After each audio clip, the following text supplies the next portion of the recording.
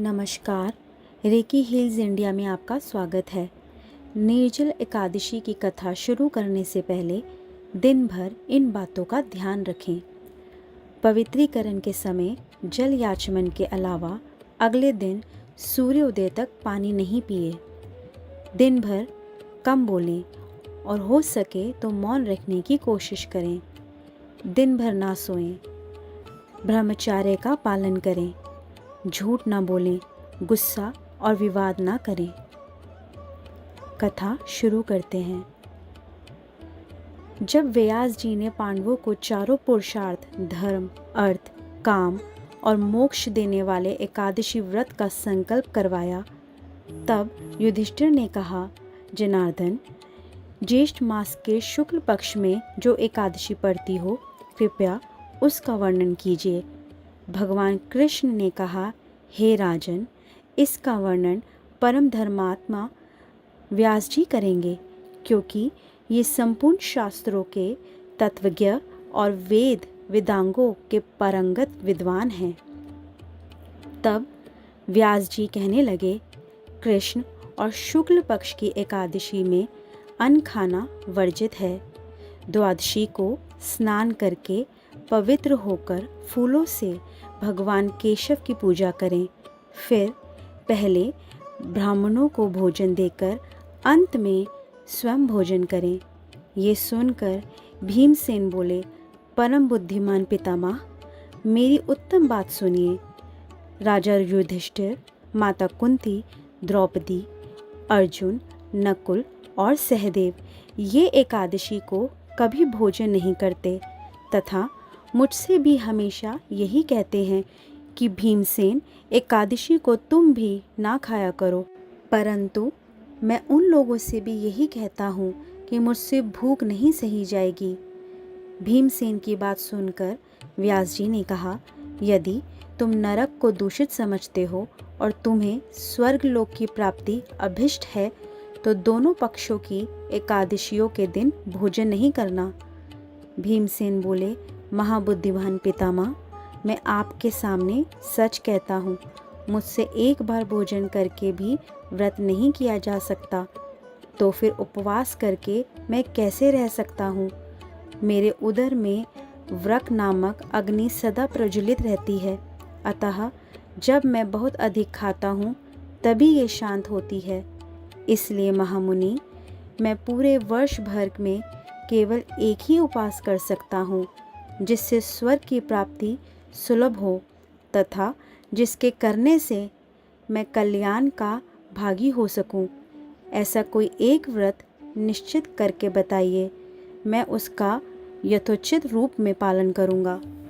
व्यास जी ने कहा, भीम, ज्येष्ठ मास में सूर्य वृष राशि पर हो या मिथुन राशि पर, शुक्ल पक्ष में जो एकादशी हो उसका यत्नपूर्वक निर्जल व्रत करो।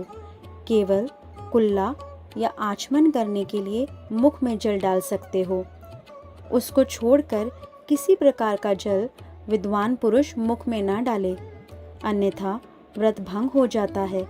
एकादशी को सूर्योदय से लेकर दूसरे दिन तक के सूर्योदय तक मनुष्य जल का त्याग करे तो ये व्रत पूर्ण होता है।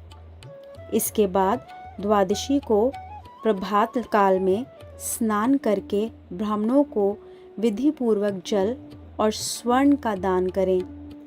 इस प्रकार सब कार्य पूरा करके जितेंद्रिय पुरुष ब्राह्मणों के साथ भोजन करें।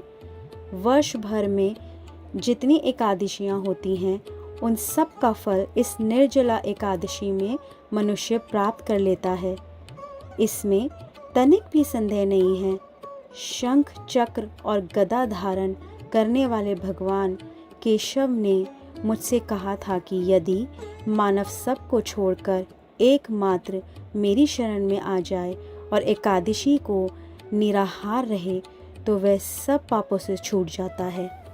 कुंती नंदन, निर्जला एकादशी के दिन श्रद्धालु स्त्री पुरुषों के लिए जो विशेष दान और कर्तव्य विहित हैं, उन्हें सुनो। उस दिन जल में शयन करने वाले भगवान विष्णु का पूजन और जलमय धेनु यानी पानी में खड़ी गाय का दान करना चाहिए। सामान्य गाय या घी से बनी गाय का दान भी किया जा सकता है। इस दिन दक्षिणा और कई तरह की मिठाइयों से ब्राह्मणों को संतुष्ट करना चाहिए। उनके संतुष्ट होने पर श्री हरि मोक्ष प्रदान करते हैं। जिन्होंने श्री हरि की पूजा और रात्रि में जागरण करते हुए इस निर्जला एकादशी का व्रत किया है, उन्होंने अपने साथ ही बीती हुई 100 पीढ़ियों को और आने वाली 100 पीढ़ियों को भगवान वासुदेव के परम धाम में पहुंचा दिया है। निर्जला एकादशी के दिन अन्न, वस्त्र, गौ, जल, शय्या, सुंदरासन, कमंडलू तथा छाता दान करने चाहिए। जो श्रेष्ठ तथा सुपात्र ब्राह्मणों को जूता दान करता है, वह सोने के विमान पर बैठकर स्वर्गलोक में प्रतिष्ठित होता है। जो इस एकादशी की महिमा को भक्तिपूर्वक सुनता है अथवा उसका वर्णन करता है, वह स्वर्गलोक में जाता है। चतुर्दशीय अमावस्या को सूर्य ग्रहण के समय श्राद्ध करके मनुष्य जिस फल को प्राप्त करता है, वही फल इस कथा को सुनने से भी मिलता है। भीमसेन, ज्येष्ठ मास में शुक्ल पक्ष की जो शुभ एकादशी होती है, उसका निर्जल व्रत करना चाहिए। इस दिन श्रेष्ठ ब्राह्मणों को शक्कर के साथ जल के घड़े दान करने चाहिए। ऐसा करने से मनुष्य भगवान विष्णु के समीप पहुँच आनंद का अनुभव करता है। इसके बाद द्वादशी को ब्राह्मण भोजन कराने के बाद स्वयं भोजन करें। जो इस प्रकार पूर्ण रूप से पापनाशीन एकादशी का व्रत करता है, वह सब पापों से मुक्त हो आनंदमय पद को प्राप्त होता है। यह सुनकर भीमसेन ने भी इस शुभ एकादशी का व्रत आरंभ कर दिया। आप सभी को एकादशी की शुभकामनाएं।